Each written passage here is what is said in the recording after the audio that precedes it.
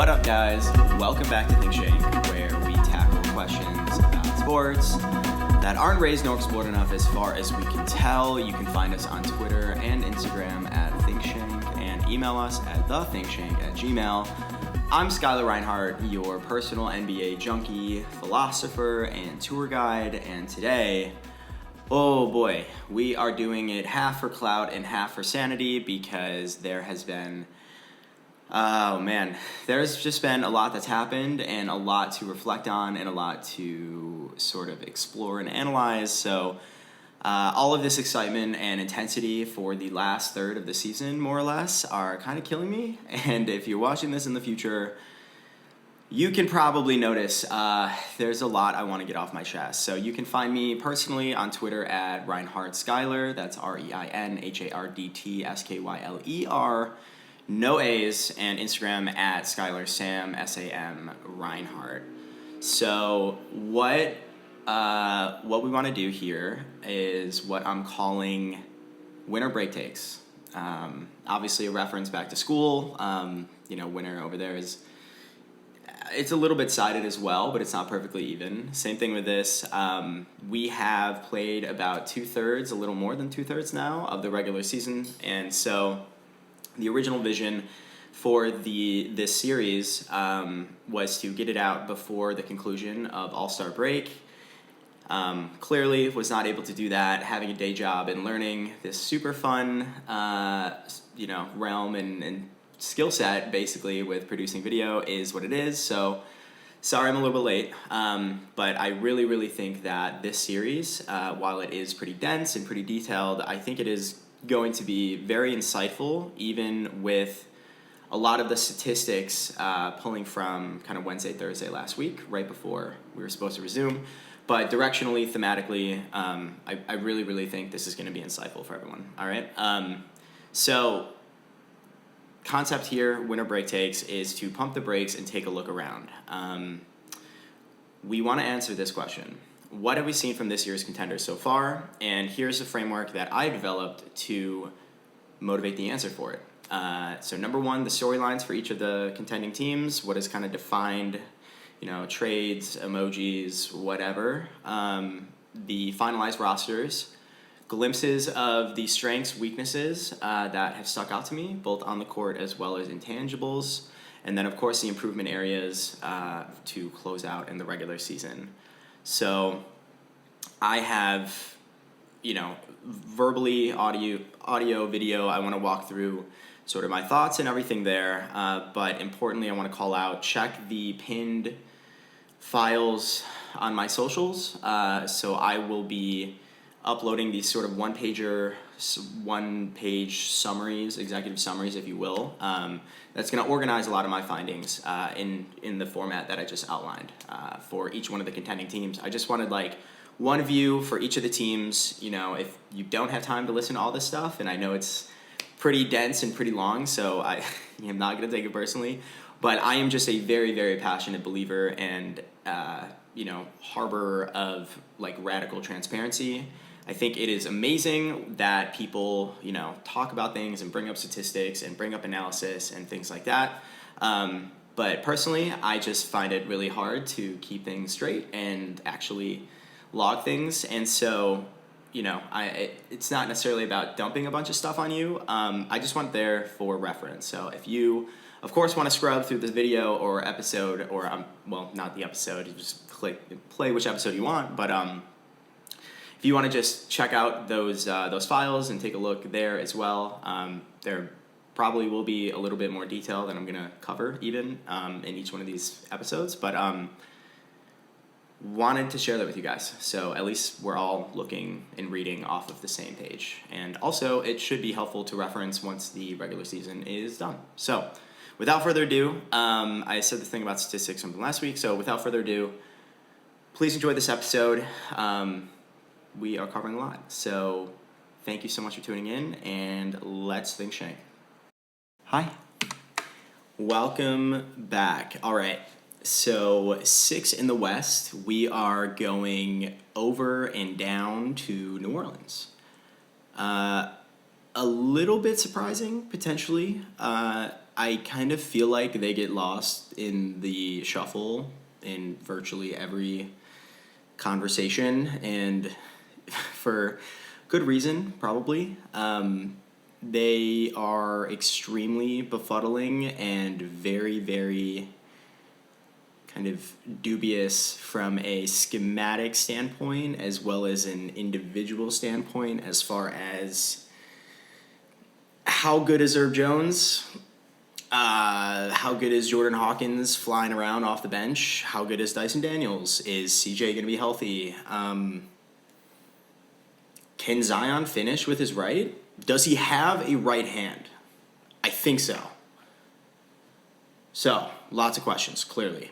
Let's just go ahead and jump into it. I will just say, though, this team specifically, if you couldn't tell by the intro, I don't have a ton of kind of stats, or I didn't want to try and map all this stuff out. Them specifically, it's just been very, very hard to get a really concrete feeling or grasp on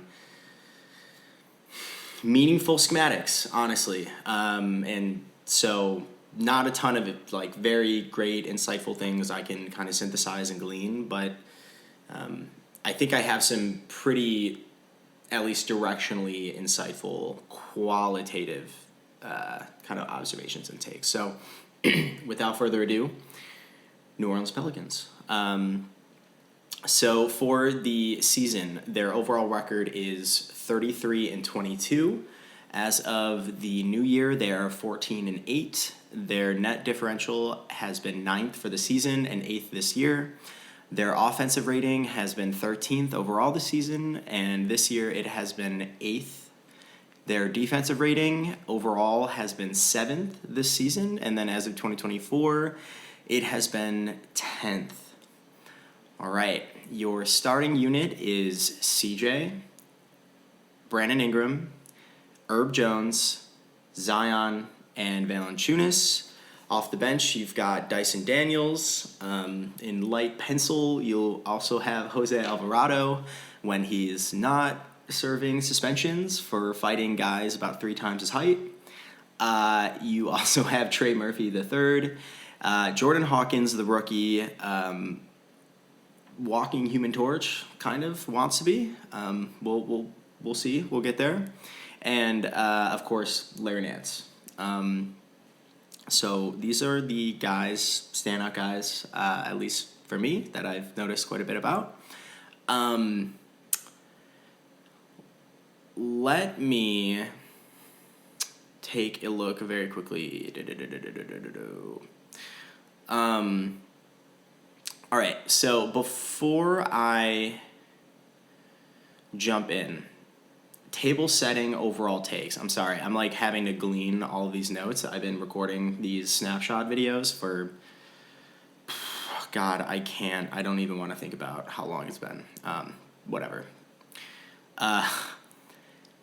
What I just want to say off the top is, in addition to, a lot of kind of mysteriousness, kind of just uncertainty, if you will. Again, for me, a lot of it comes down to the identity and kind of the schematics.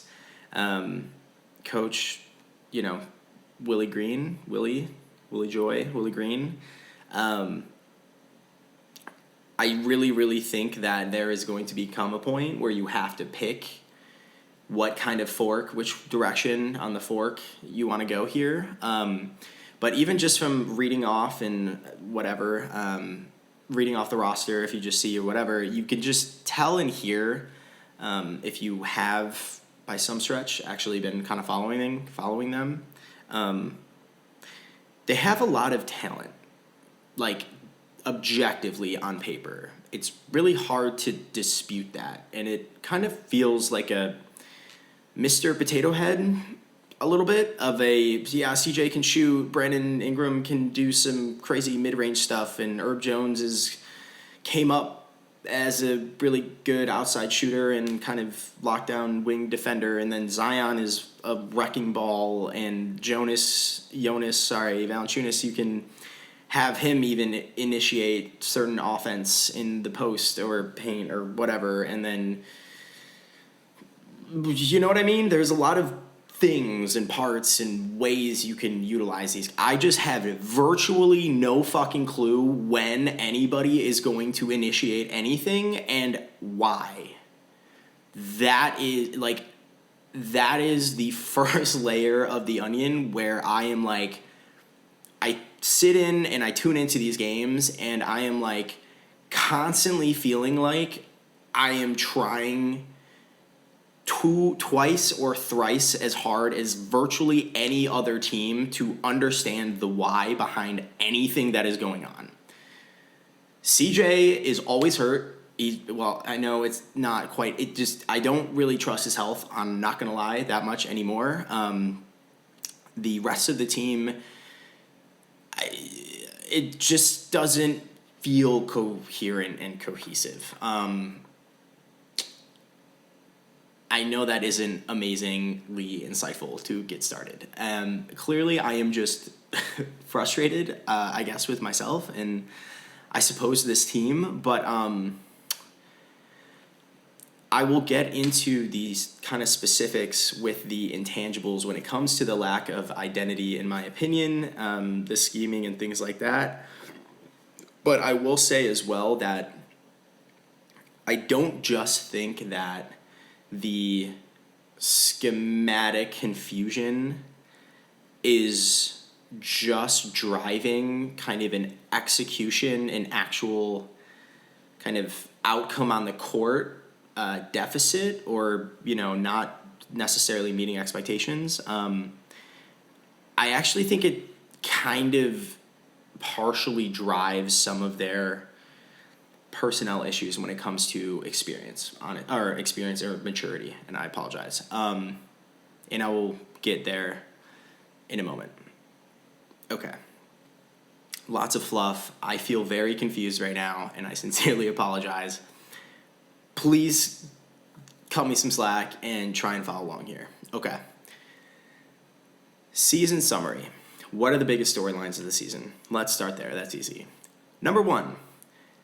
Zion, spit that French fry out right now. That's not very nice. I know. We're trying.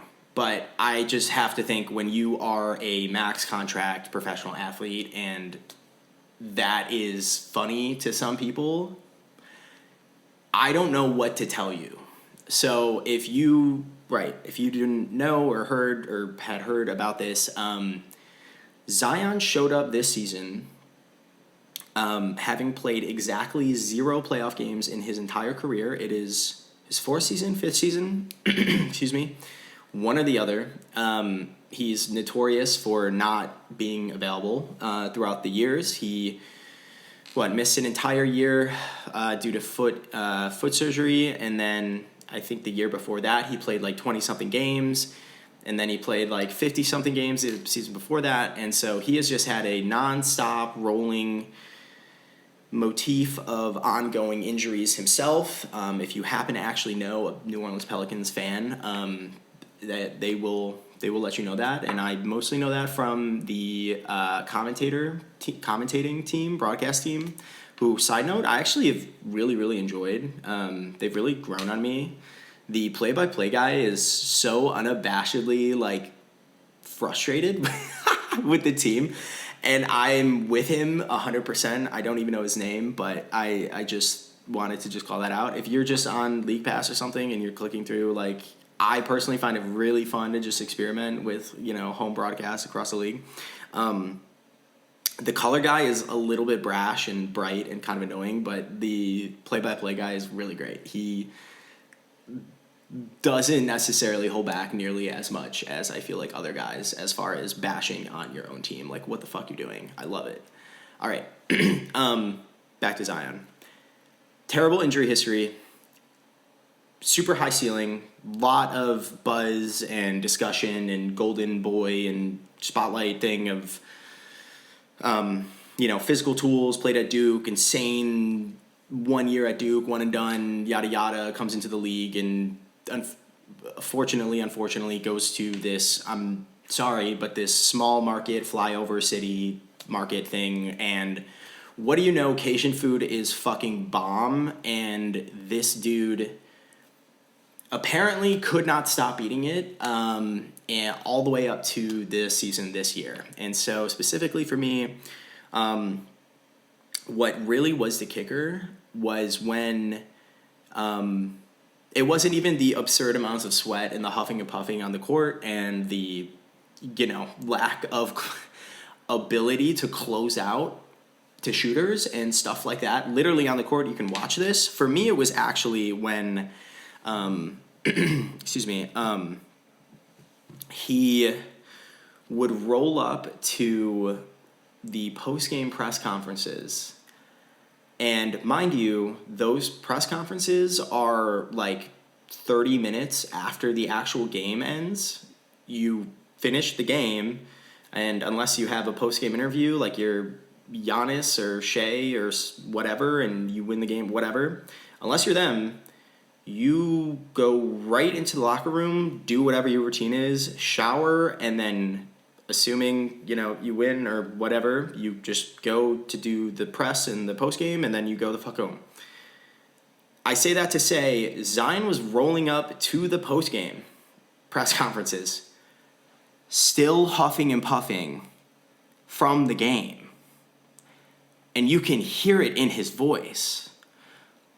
Like like sometime, or not even sometimes, but you will have like end of quarter or end of half, like really quick, like on the court interviews with guys sometimes, and it'll be like 2 or 3 rapid fire questions, and they're like obviously coming right off the game, so they will be huffing and puffing. It was worse than those. Like 35 minutes after the game was done, and he's sitting at a normal like press, like the mic and the, I was like, yo, is my guy going to be okay? I actually don't know. Holy cow. So I am, generally speaking, not down with fat shaming, but I would love a couple $100 million. And if that is not enough of a commitment device to get your own body, which granted, again, is the reason you are playing the game primarily, like when we talk about, and I don't mean to sound like a douchebag, like James Harden when he was shitting on Giannis, like, oh, I actually have to have skill and I can't just run over everybody. Kind of taking that same approach with Zion. You're fucking here because your physical tools are unbelievably off the charts. Don't fuck this up. This is almost the only way that you can truly fuck up your own kind of trajectory here, outside of just chain smoking constant, like, I don't know. And so the press conference is one. Number 2 is, and this kind of just blew me away generally because, this is kind of just, if I don't know how you can better exemplify or illustrate the extent to which this is clearly a problem than this right here. It came to light earlier in the season. Excuse me, I'm so sorry. It came to light earlier in the season when all the fat shaming stuff, Zion, whatever, get in shape, out of shape thing, was really circulating. That I can't even remember. Was it this past season? I think, or this past off season? I think it was when Zion signed his max contract extension or whatever with New Orleans, or maybe it was midway through last year. It might have been, which was its own kind of debacle and whatever. But when Zion was like dunking in the gym and he would put it on his Instagram, but then he like couldn't actually play, wouldn't play in the actual games, and then something about his mental health was involved with, I don't know, man.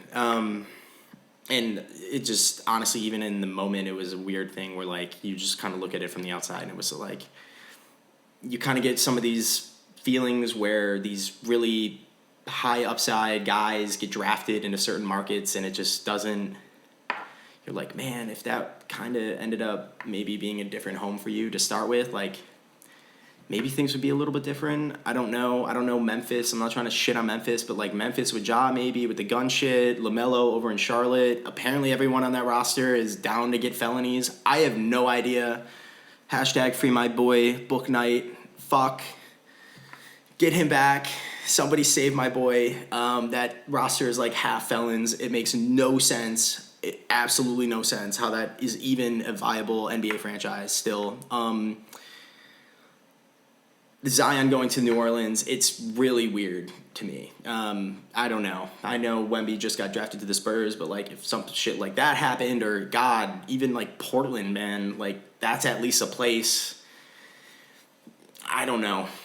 Now I'm just being offensive. But it came to light, sorry, back on track. It came to light during, that whole thing with Zion being out of shape, that there was a literal clause in his maximum contract that says the last 2 or 3 years of the money in the deal will no longer be guaranteed if he doesn't pass certain physical thresholds, physical tests.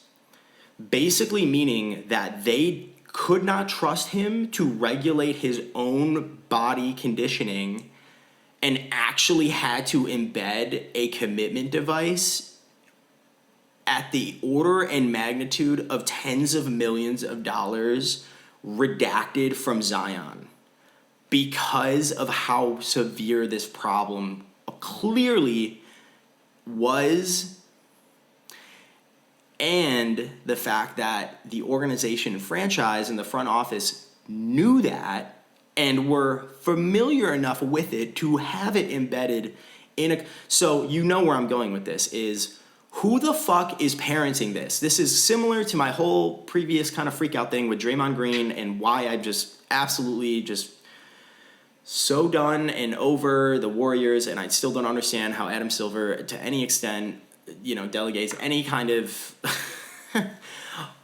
trust in oversight or governance of making him actually control himself. But this is not that far off. It feels like it's in a similar solar system to me. And it's like at a certain point, like, I know we're kind of adults, and, it's not like my boss can be like, can you stop buying Starbucks? I don't know. I have a personal vendetta against Starbucks. Can you not do that? Like, fuck no, dude. I'm going to do what I want. You're an athlete. This is it. This is kind of how it goes, is like you do that. You condition yourself and you constantly improve your game and you do good things for us and we make more money and be more successful. Is that the coaching staff? Is that the lead trainer? Like, how are we not mitigating or combating this issue before or differently than having there be an actual clause in the contract? I'm just absolutely baffled that is in existence. And like I said with the post conference, that's where I was like, oh yeah, this is really weird. And then the contract thing came out and I was like, oh my God, this is beyond real. This is like astounding that this is so problematic. And that's besides the fact that apparently he fucks porn stars. Hey, listen, I get it. The kid seems, relatively speaking, well-parented and nice. At the same time, it is exuberantly clear he loves the spotlight and relishes a lot of the spotlight that is on him. I just feel like this is a perfect microcosm of what I feel like my underlying concern and frankly source of frustration with this entire organization actually is. And I'm going to use that as a segue to the second storyline here, which is, so if you guys win the in-season tournament, how would you spend the $500,000 if you were to win? I feel like I said that twice. I apologize. I'm absolutely delirious at this point.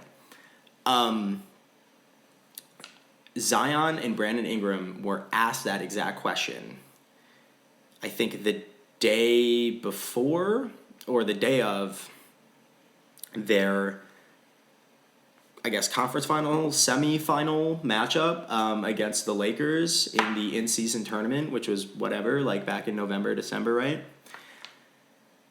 And just their reaction to being even asked that question is another perfect microcosm for, again, my underlying concern and source of frustration with this team. They're just not a serious team.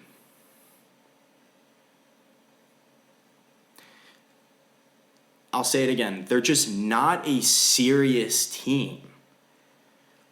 You're leaning on these guys who are snickering like 8th grade girls about all of the, I'm sure, great decisions they would make with $500,000 apiece from winning the in-season tournament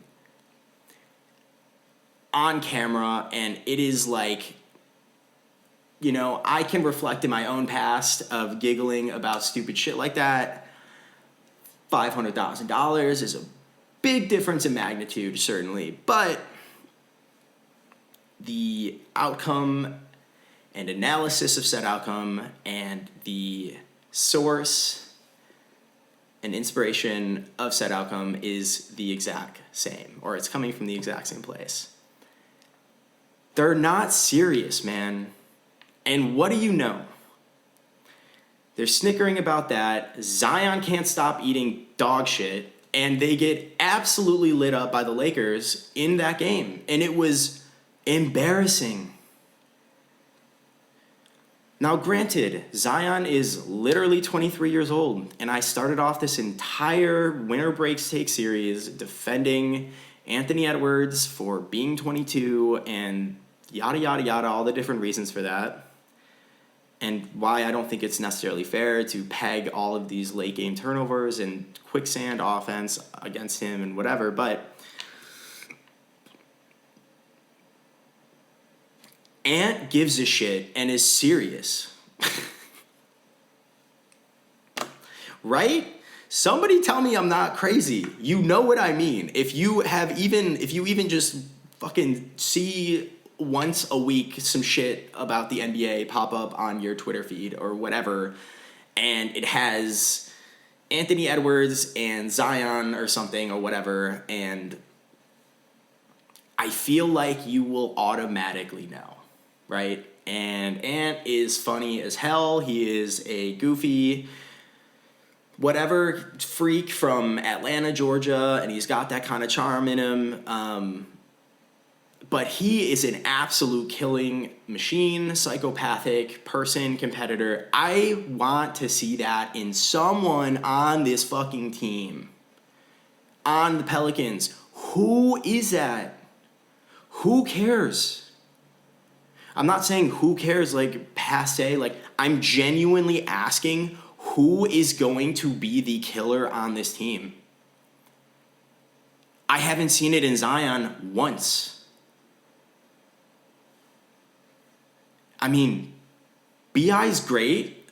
Don't get me wrong. He's definitely a sub-all-star, and especially when he's got a great matchup and he's got a really, really particular frame on him of like 6'9", super lanky, really high release point. It's really, really tough to stop him when he's comfortable. I don't feel it. I don't feel it consistently, and I don't feel it kind of defined and cultivated across this roster, man. I don't know how you are apparently trying to build and branch off and orient an entire franchise around a kid that apparently cannot stop eating dog shit. I sound like my dad or something, and I'm sorry, but like, this is where I'm at with this shit. I just don't think that they are a serious team, and it pisses me off because, again, there is so much talent, especially in the younger side of the age spectrum, And I'll get to that in a second, but like, tall order for CJ, you know? CJ is what, like 30 something? I don't know. 33, I don't know. 30, no. I think it's like, I don't even know, dude. I can't remember. I don't know any words. Oh no, CJ is 32. Yeah, I have that. Actually, let me just say this right now. So, CJ is 32. Jonas Valanciunas, and Cody Zeller. Cody Zeller's on the roster. They are both 31. And Larry Nance Jr. is 30. 13 of the remaining 18 guys on the roster, you can only really have, I don't even know actually, but I know between 2A guys and whatever, like, I don't know if 18, this is, again, from last week, so I don't really know if that's total, but whatever. 13 of the remaining 18 guys on the roster are younger than 27 years old. I'm getting Oklahoma City flashbacks, but this is nowhere close to the level of maturity that team is on. Why? I don't know. Maybe a lot more fucking cornfields and way less Cajun restaurants. Way too tall of an order for CJ to wrangle up this group. And additionally, just all of the buzz and the nonstop buzz and expectations around Zion. Like the Instagram videos of the dunking while he's hurt, and then he takes time off for the mental health, and then he comes back for his brand homecoming season, and he can't even fucking run. It's like, what are we doing? I'm sorry. Okay, I'm gonna end up talking in circles, and it's okay. This is where I'm at. And I'm cussing a lot, and I apologize for everybody's virgin ears here. I don't know, man. Okay. So we have Zion spit the French fry out right now, and then we have how did y'all spend the $500K if you win the in-season tournament? And then the last one is actually a great glimmer of hope. So let's change the vibes in here. Jordan Hawkins. Yes, sir. Hawkins : a walking green light. Yo.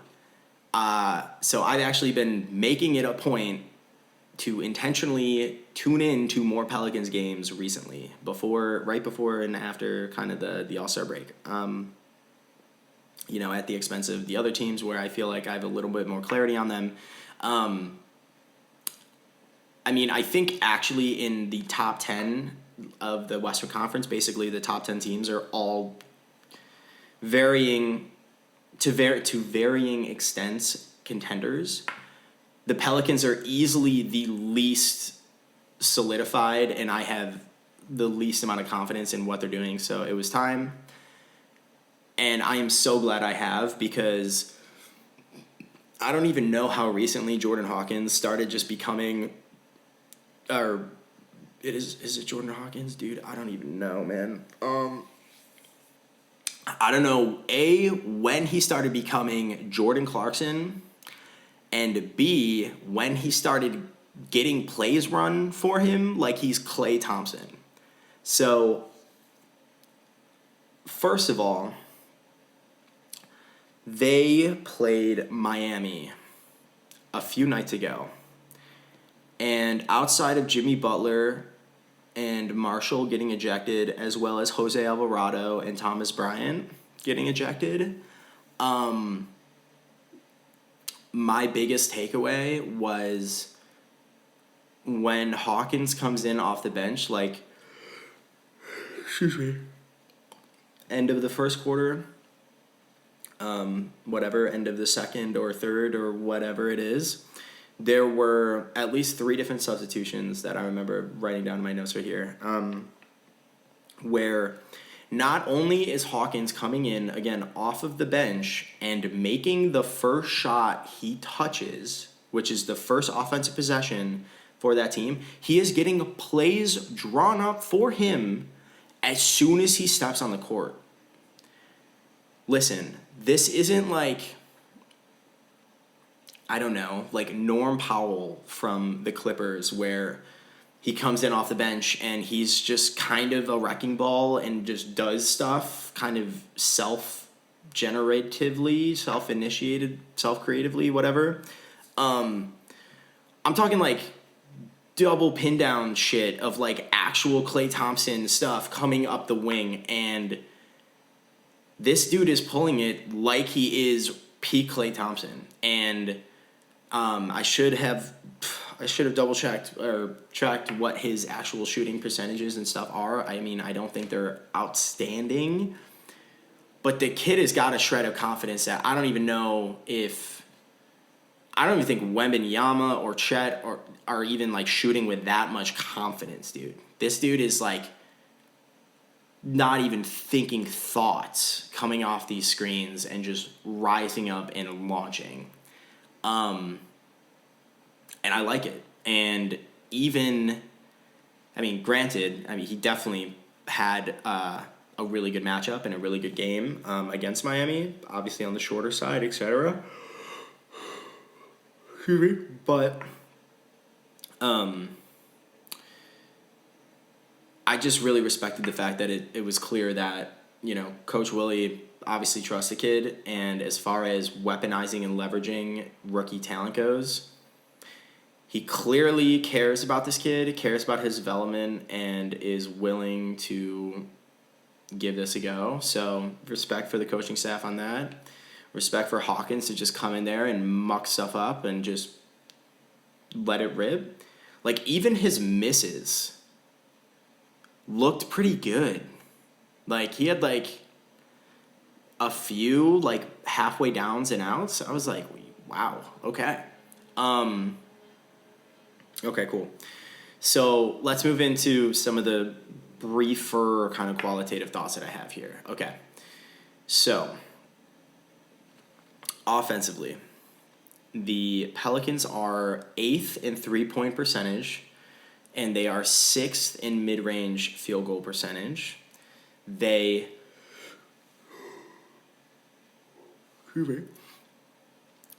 are 5th in putback points per miss, meaning for every sort of miss that they have, how many points are they scoring from putback opportunities.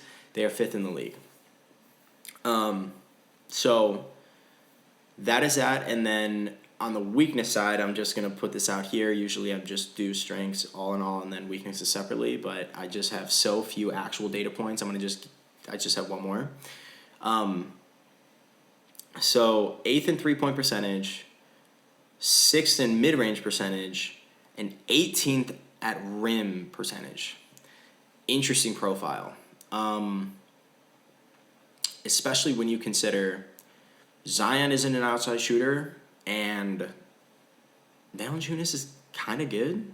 I'd be curious what their offensive rebounding is. Honestly, not that I think about it. Excuse me.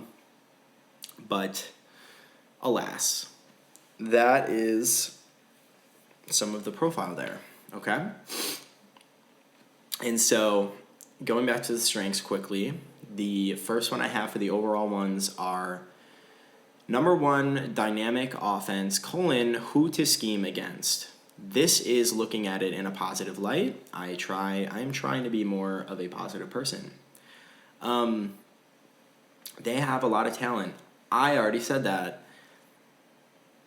What does that mean for defenses? They are like, who do we scheme against? What the fuck is going to happen? And the Pelicans are like, we have no fucking idea either. Who's got it going? Anyone? Here, BI, go ahead.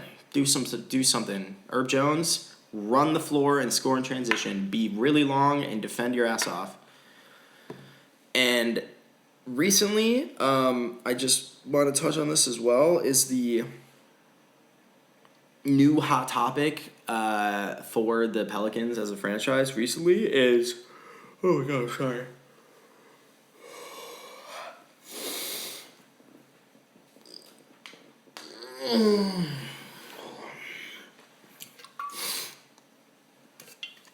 Don't even care, bro.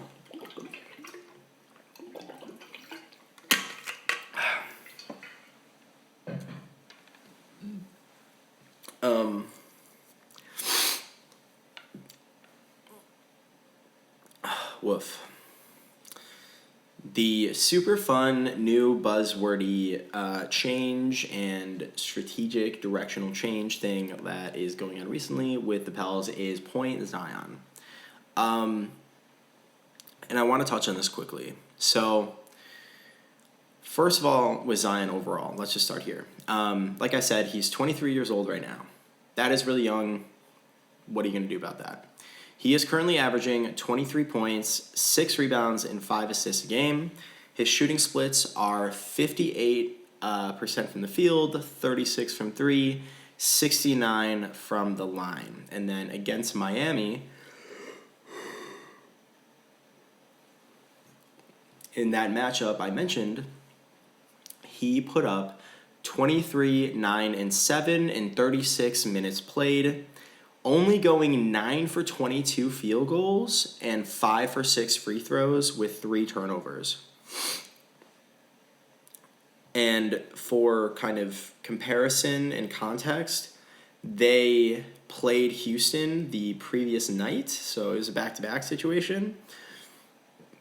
Zion put up 27 points, 3 rebounds, and 9 assists, was a plus 17. Oh, man. And went 12 for 21 from the field and went 3 for 4 from the free throw line. Why am I reading you this? Point Zion is a thing that they are experimenting with more than 2/3 of the way through the regular season. If that doesn't signify nobody knows what the fuck is going on, I don't know what could. But 27, 3, and 9, 23, 9, and 7. 23, 9, and 7 is damn near a triple-double. I should have looked at his on-off plus-minus, but with 3 turnovers and 9 for 22, probably wouldn't look amazing. I'm not even going to lie to you. But let's break that down really quickly as best as we can. Why would they try this? Did Zion go to dribbling school and learn from Steve Nash on how to fucking play make out of absolutely thin air? Absolutely not. They just realized that opponents that they match up with or play against, they need to figure out who is going to guard Zion. And I'm realizing now I probably should have started here about the whole physical tools about Zion or whatever, if you're not that familiar. Oh my God. Excuse me, guys. Sorry.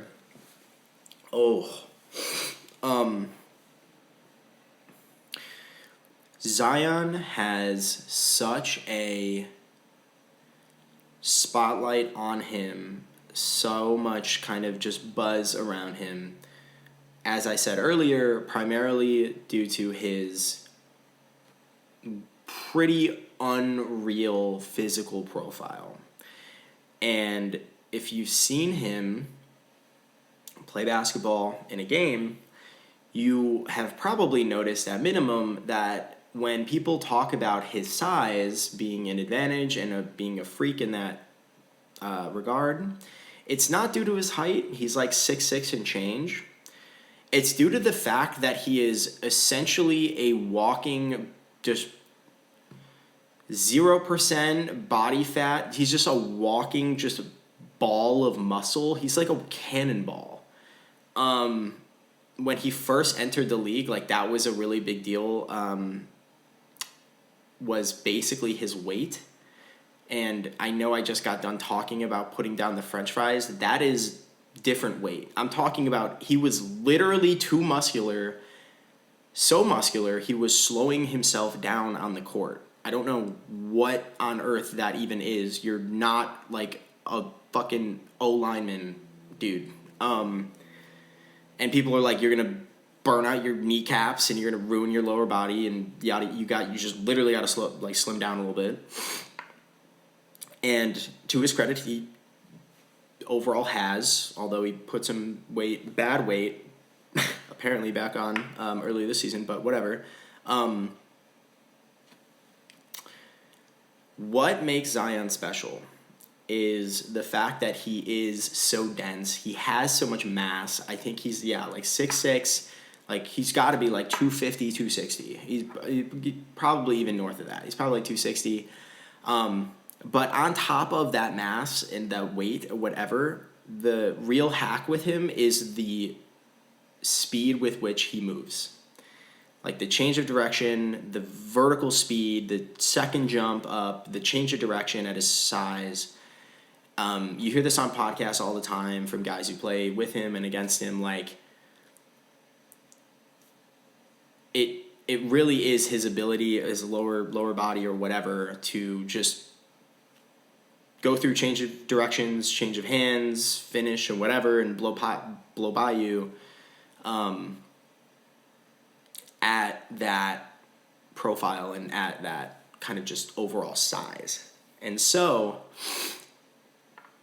why am I explaining this now, like an hour into this awful video? It's because point Zion matters because of those gifts that he has and what that means for the defense. So if you're going against Zion, you have to be extremely deliberate about who you are going to put in place to defend him. Whoever that is cannot be pushed around, but also cannot be slow. Newsflash, that's kind of fucking hard to have and to do effectively. Another just huge like advantage of his, and I touched on it briefly earlier, is on top of just like the just ground change of direction and speed and stuff, his ability to get back up off of the floor faster than practically anybody, even like normal size guards. Like, you will see this quite a bit, and that's why I included this stat around them being 5th in the entire league and putback points per miss, is because Zion cannot even finish with his right hand, and it typically doesn't even matter because he essentially does what Jokic does, but only from a place of athleticism and not really finesse and touch. He, again, is so quick at his size that he is able to create space or get around, whether it that, you know, by whatever, creating space by going into you or going around you or whatever it is, always goes to the left hand. And even if he misses, he is going to be the first one to get back up off the ground between himself and the guy guarding him and probably anybody else within arm's reach. The reason I bring up the Jokic thing is Jokic is obviously incredible, and he is very, very well known, if you just watch him in any of these games, as he has such unbelievable touch within like 10, 12 feet of the basket. All of these insane flip shots that don't even touch the rim like 90% of the time. Like, if Jokic makes a basket, I would love to know the stat on this. Like, what percentage of the time is it a full-on swish versus literally any other way a made basket could look? The touch that he gets on those shots actually help him get his own rebounds, which then in turn ups his own effective field goal percentage, because you're essentially washing away the miss, right? Because you just get your own rebound and just put it right back in. And you'll see Jokic do this all the time, where like he barely jumps and he obviously just never brings the ball back down on a rebound. He just like flip shot, okay, great, and then just lays it right back in, right? It's so fast. And Zion is, they're like weirdly the closest approximations to each other. But again, Jokic is coming from a place of finesse and touch where he just knows where his misses are going to be and is very, very effective at getting to those spots very quick and then putting it right back up and in very, very quickly. Zion is just pure athleticism and is just able, again, to just hop off the floor faster than everyone else. He's like putting his own miss back in the basket before Sabonis is even landed from his first jump or some shit. I don't know. So back to the point Zion thing. Zion comes in at the 4 or the power forward position, and that is important for the point Zion stuff. So just for comparison and context here, these are the kinds of guys who are going to be guarding him. okay? So, again, imagine him bringing up the ball in a half-court setting. Who is going to be at the top of the key trying to defend him at the point of attack? And who is he going to try to be beating, in a one-on-one scenario to do some kind of playmaking himself, etc.? Excuse me. Starting from the top of the conference, Karl Anthony Towns. I like that a lot. Josh Giddey. I love that. Or Gordon Hayward. Love that too. Kawhi Leonard. Not as much. Aaron Gordon. Definitely not as much. Peyton Watson. Kinda. Sure. Kevin Durant. I love that. KD wants no fucking point. He wants no business getting bullied around by a 23-year-old cannonball, especially when KD's got to put up like 28 points a night for his team to have a chance to win. Derrick Jones Jr. or PJ Washington, nah, don't love it, but okay. Keegan Murray, Trey Lyles, that's probably fine. LeBron James, Rui, Jonathan Kuminga, Dario Saric. Oh my God, Saric would get absolutely wrecked. That would be amazing. That would just be like that would be a bad prank video. Is like, if you put Dario Saric on Zion Williamson, I would actually fork up the money to go and hop on a plane just to watch that.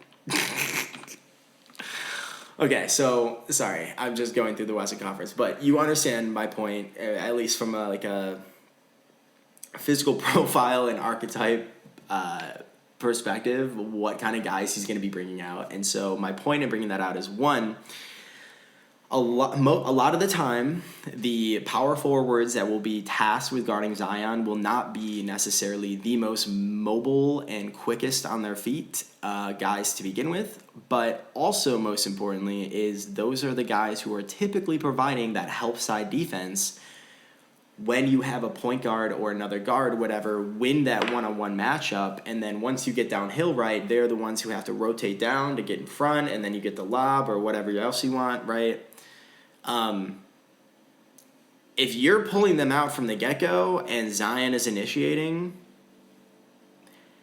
you don't really have too much resistance left at the rim. And so that is mostly why, at least from my eye test, that has been so successful, is you get Zion.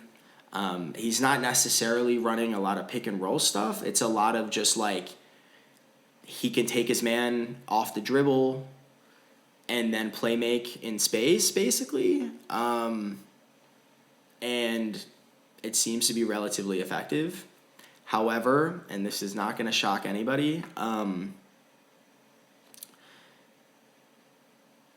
Zion, for all of his physical gifts and size and speed and whatever, he doesn't seem to really like contact. Like, again, in that Miami game, he played 36 minutes, right? He only shot 6 free throws.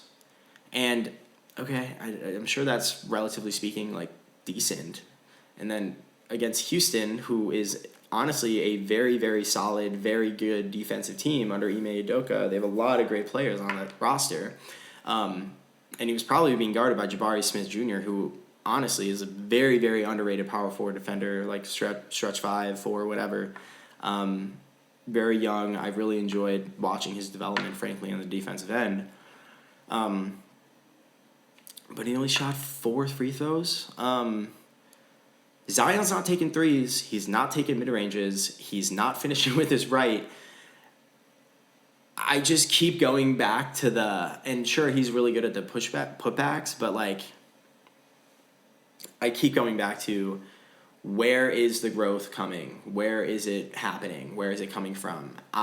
He almost put up a triple-double against Miami, and so as far as the vision stuff goes and the playmaking, definitely there.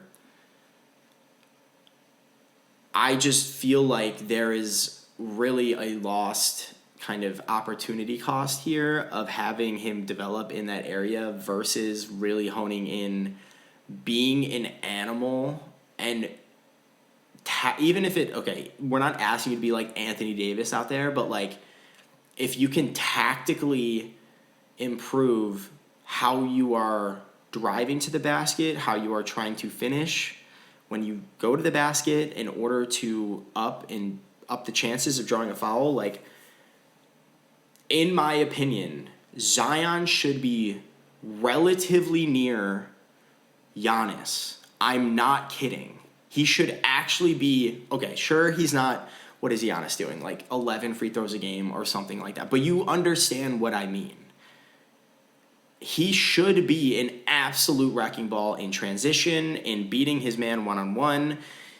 Side note, if you have tuned in to any of the Bucks games this season, you will also have noticed from Giannis, his playmaking is looking very, very good and is only getting better by the day. He is making no-look corner kick-out passes now and is actually weaponizing his team and lifting them up from a playmaking point of view, because again, he is doing the evolution I called out earlier with Grayson Allen when I talked about Phoenix is, it's not the exact same, but it was be respected as a shooter, then get good at attacking closeouts, then work on finishing at the rim, and then at the same time / after that point, get good at playmaking.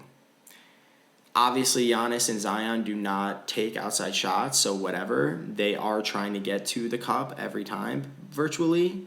I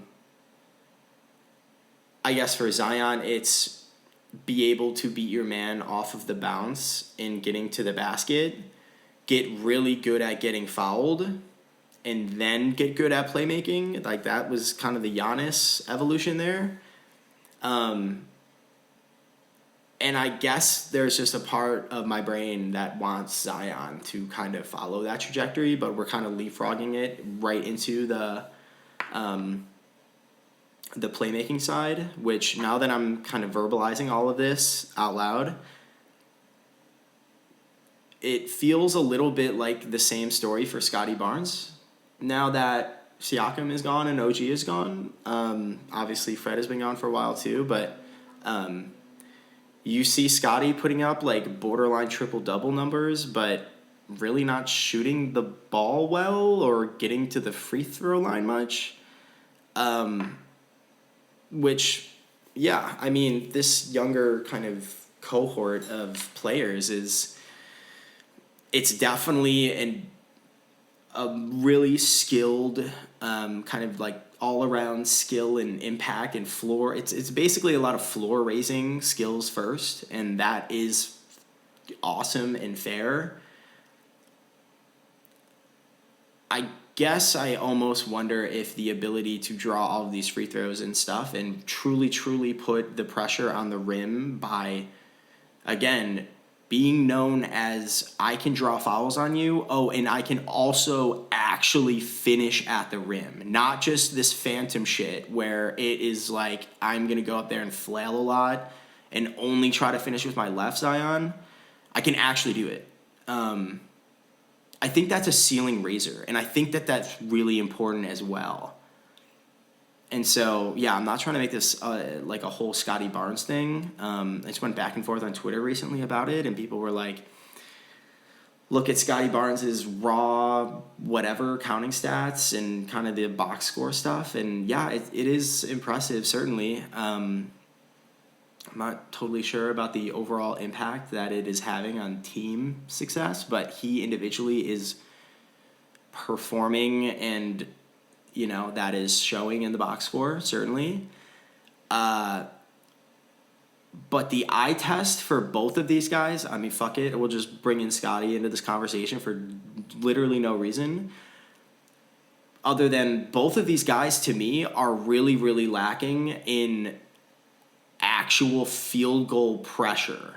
Like, it's awesome that you are developing your vision and you are developing these other skill sets and capabilities or whatever that is going to, again, raise the floor of your team, because you know how to make pretty good reads and you can get good looks. But especially Zion, dude. Like, yo, you are a freak. I'm not saying sell it all out and just be another Giannis who, oh my God. Granted, thank God he's working on his playmaking, because holy cow, that dude cannot shoot, and it is really, really sad, obviously, when you just watch that guy play and how much disrespect he gets in terms of how he's guarded. If he was even, like, passable on, like, if he was 35% from three, or, like, 75%. Like, imagine if Giannis was at Embiid level from the free throw line. I don't think I've ever heard anybody say that out loud before, really, but, like, that to me is just, like, such a lost cause and just a sunk cost that it just makes me sad when I think about it. Anyway, I want Zion to get to the line more. I'm glad he's doing point Zion stuff, and it makes sense schematically, and it has been clearly effective for the Pelicans organization overall. So that is it for point Zion. He's drawing out the help side defender, and he's getting better at making reads, and it is helping, open up the floor and space the floor for the rest of his team. So awesome. Quickly pivoting to overall weaknesses here. Number one, as I started off with on my initial rant, is is this even a serious team? I don't know. I have no idea. Could not answer that. We'll see. We have 25 games left. Is Zion just going to be their starting point guard now? Fuck it. Who knows, dude? I have literally no idea. Next is, oh wow, yeah, exactly like I said, great foreshadowing, Sky, is please make free throws and finish with your right just once, Zion, for the love of God, please just once. Yeah, okay. If you could just try and finish with your right, that would be awesome, and again, you have just insane physical tools. Maybe don't be so scared of contact, although honestly, if you were that injury prone, I guess you probably have some footing there, but okay. All right, intangibles quickly. Intangible strengths for the Pelicans. Number one is talent. Again, you can't look at this roster and be like, yeah, they are the Miami Heat of the past 4 years and got absolutely eviscerated by Denver in the finals last. Like, obviously, that was maybe the most cleanest example of all time, most textbook example of all time of just literally not having enough talent to even compete with the Nuggets, right? You know what I mean? The second strength is depth. Perfect. Obviously, as I've been kind of saying here, there is a little bit of a curse with that. If you have so much depth, it becomes a function of, okay, well, how long do you leave X out with Y, and in certain matchups, can I swap Y with Z and whatever, things to know. And then intangible weaknesses really quick. So number one, like I said, is maturity. I think the simplest way that I can put a ribbon on what I mean about the maturity stuff, instead of just being exasperated and grasping at straws and all this stuff, is stop letting go of the rope. Of the top 10 teams in the Western Conference, all of which are technically contenders, the Pelicans, in my assessment, have by far the lowest floor. They know how to lose, and they have shown it by letting go of the rope in some of these games, and it is really, really concerning. And in my opinion, that's a maturity problem. That's a maturity problem, a toughness problem, schematic problem. Like I'm saying, like, obviously there are a bunch of different things going on. But I think fundamentally it comes down to hey, listen the fuck up. This is what's about to happen. Me being CJ to the rest of the team. Listen up. This is what we're going to do. And it's time to lock in. It's time to get galvanized and fired up. Okay, great. Secondly is identity. Like I've been saying, to me, identity is basically the schematic stuff. I really, unfortunately, am not really sure why they run certain things, when and to whom, and, it's not like unbelievable, but there just doesn't, again, seem to be a cohesive defined identity for how the New Orleans Pelicans want to play. There are virtually endless possibilities, but that again becomes the question: is what do you actually want to do then? 3, experience.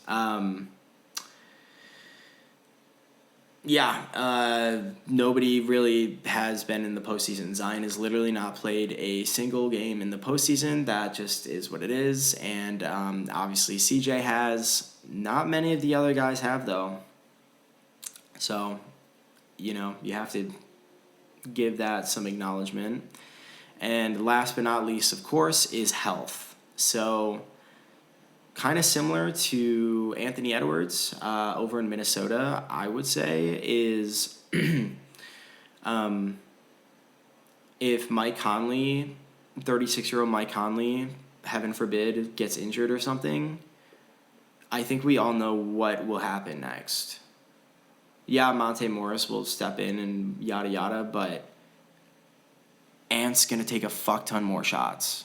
That's what's going to happen. And that could go probably one of 2 ways. Like, let's just call it what it is. Like, it probably will. If CJ gets hurt, like in that Miami game, he just botched the shit out of his ankle and it did not look great. And he's already had some, bless his heart, he had like a serious cardiac issue and like other issues with it. If he goes down and all of a sudden you're like B.I. and Zion, choo-choo, Kachoo, cuckoo, pachoo, whatever the hell that is, good luck. Yeah, okay. I don't know, man. What are they? They're the 6 right now, so they would be against the 3. They would be against Denver. Great.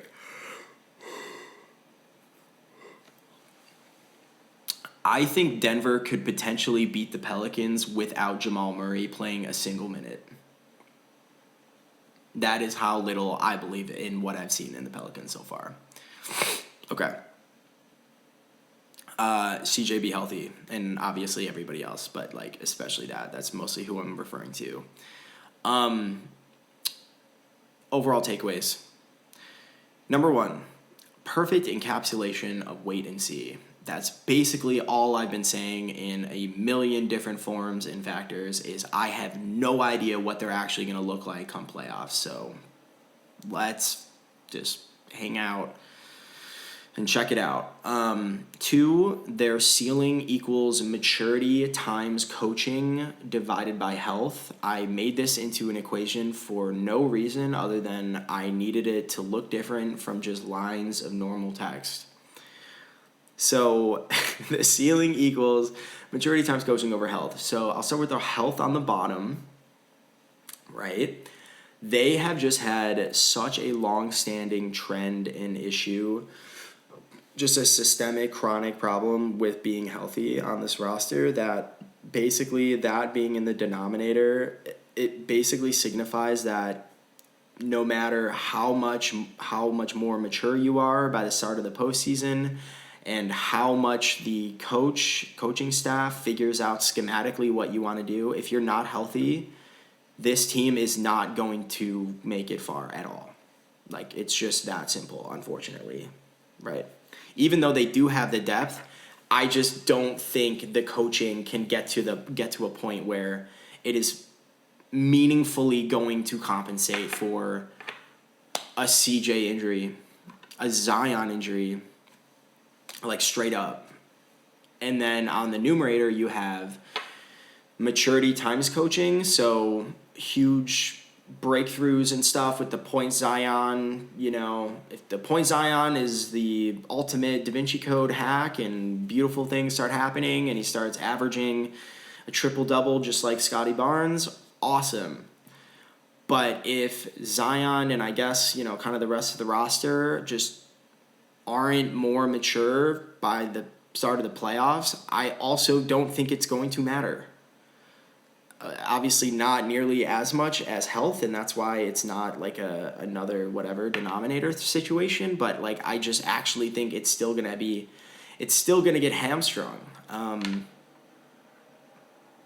yeah, it's still going to be held back, and that's why it equals the ceiling.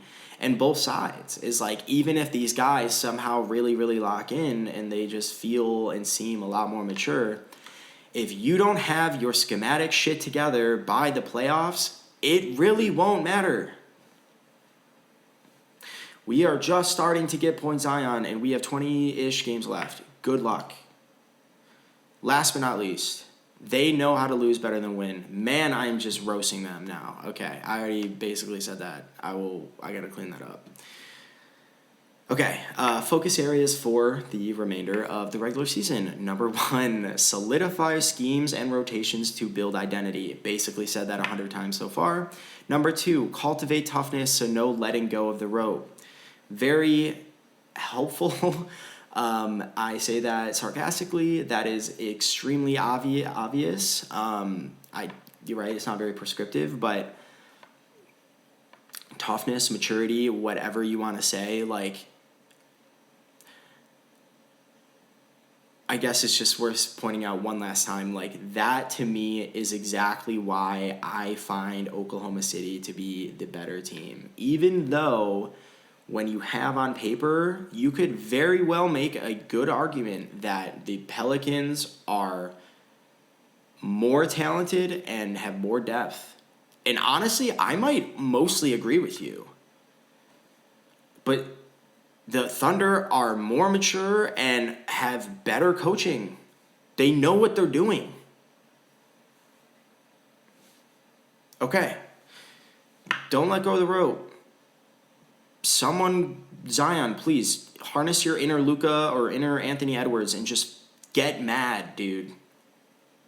That I don't want to. I hate to be that guy that's like, don't be soft, and I'm just gonna spit out my chewing tobacco and talk about my time in Vietnam or some shit. But like, stop being soft. I want to see you get fucking mad and get to the line.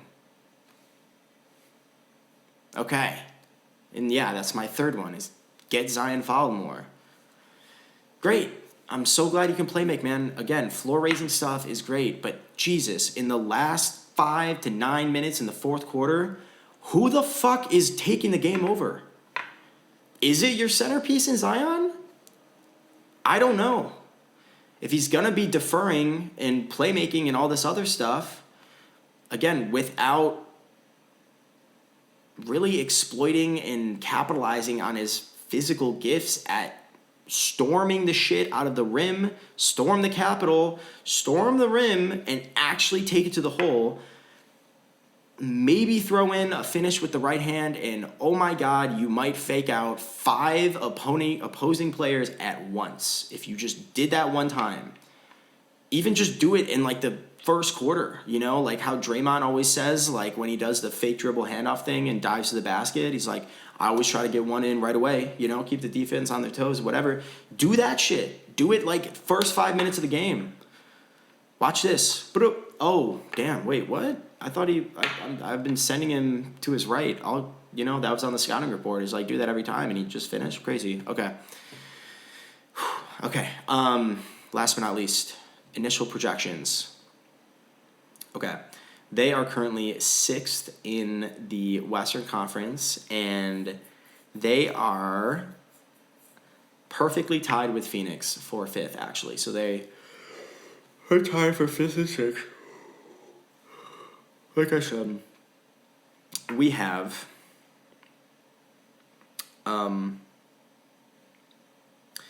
we have 20-ish games left. I think Denver is locking in and catching its stride and finding its stride. Denver, OKC, and Minnesota are kind of in their own-ish realm a little bit. Yeah, definitely not, because 5 and 6, there's like a 4-game difference between the Clippers and Nuggets, between whatever, that top 4 echelon. So I don't know if I necessarily see them being able to catch him. Actually, I take that back. I 100,000% don't see them catching them, but I don't know the strength of their schedule, honestly. But I just say this to say it's either the first round or it's going to be a play-in exit. I'm basically trying to figure out what are the odds they end up in the play-in again. the Mavs are a half game behind them. I could see the Mavs lapping them. If you haven't seen my breakdown on Dallas in the previous, I'm going to do it after this, sorry. Jesus. Check it out. Mavs are my favorite league pass team in the entire NBA right now. They're amazing. So, their floor, right now they match up with Denver. Denver is 1 game ahead of the Clippers, and Denver is also only a game and a half behind the Thunder. The Thunder and the Timberwolves, holy crap. The Timberwolves and the Thunder are tied for first and second. Okay, so basically there is a chance that, the Pelicans could easily, dude, they are so close. The Pelicans are literally tied with the Suns for 5th. I don't even know. Okay, so anyway, whatever the matchup is, if you are going to match up with the top, anyone in the top 4, most likely, because nobody is breaking in there, I can see them probably doing the most damage to the Oklahoma City Thunder and the Clippers. The Pelicans themselves, they do have solid size, and despite all of my bitching and moaning, they, relatively speaking, are much more physical compared to the Thunder and Clippers, I would say. So there's a chance there, but definitely a floor there. But also at the same breath, they right now are tied for 5th and 6th, but both them and the Suns, who they're tied with, are only a half game in front of Sacramento and Dallas, who are currently tied for 7th and 8th. Let me just break this down really quick, why this season is crack cocaine. Pure, uncut crack cocaine. Ready? There is a tie for 1st and 2nd place, for 5th and 6th place, for 7th and 8th place. Right now, in this exact moment, you are going to be watching this in the future, so it might be different. But that is what I'm saying as far as top to bottom matchups go. It is going to come down to the very last game. So anyway, the floor is whatever the first round is. It's either the first round for them or honestly even the play-in tournament exit. It's one or the other. The ceiling I only have as the second round. Again, if they get a really good matchup with the Thunder or something like that, maybe. Then they would then go on to play a Minnesota or Nuggets or Clippers or something. I'm sorry, I don't see them beating Denver, the Clippers, or Phoenix, or the Mavericks, or the Lakers, or honestly the Warriors. I don't really have a lot of stock in them. At least, we'll see how they look at the end of the season. So anyway, guys, thank you so much. That is all for the Pelicans. I'm sorry that was so all over the place. It felt like I feel like I just went to therapy and I just unloaded a bunch of things. A lot of interest in this team. It is just very, very hard to follow and sometimes extremely and excruciatingly disappointing and underwhelming, especially with the maturity stuff. Hopefully that can turn its way around, as well as the team figuring out what they want to do from a schematic standpoint as well. Point Zion is fun, but what are you actually going to be doing in the fourth quarter in a playoff setting? I have no idea. Okay. Thank you guys again. And that'll be it for the Pels. All right. Cheers. Thank you all so much for tuning in. It really, really means a lot. Clearly, I care a lot, and it was a lot of work, but a lot of fun producing each one of these episodes here. And so if you want to support us, if you want to yell at us, if you want to just tell us, a proverbial pat on the back, it goes a long way. You can find us on Twitter and Instagram at ThinkShank, and you can email us at TheThinkShank. I'm Skyler Reinhardt, and you can find me on Twitter at ReinhardtSkyler and Instagram at SkylerSamReinhardt. Thank you all so much again, and so excited for the rest of the season, guys. Until next time.